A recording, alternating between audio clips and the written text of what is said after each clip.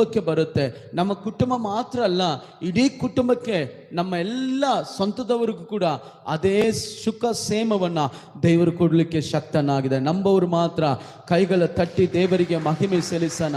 ನಮಗೂ ಮಾತ್ರ ಅಲ್ಲದೆ ಎಲ್ಲರಿಗೂ ಸಿಕ್ಕುವಂಥದ್ದಾಗಿದೆ. ಆಮೇನ್, ಹಾಲೆಲೂಯ.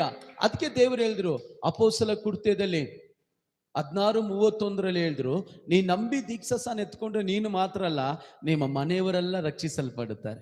ಏನೇಳಿ, ನೀ ನಂಬಿ ದೀಕ್ಷಾಸ್ನಾನ ಎತ್ಕೊಂಡ್ರೆ ನೀನು ಮಾತ್ರ ಅಲ್ಲ, ನಿಮ್ಮ ಮನೇಲಿ ಇರುವವರೆಲ್ಲ ರಕ್ಷಿಸಲ್ಪಡುತ್ತಾರೆ. ಕಾರಣ ದೇವರು ನಿಮ್ಮನ್ನು ಮಾತ್ರ ಆತನ ದೃಷ್ಟಿಸಿಲ್ಲ, ಇಡೀ ಜನಾಂಗ ಮೇಲೆ ಆತನ ದೃಷ್ಟಿ ಇದೆ. ಹಾಲೆಲೂಯ.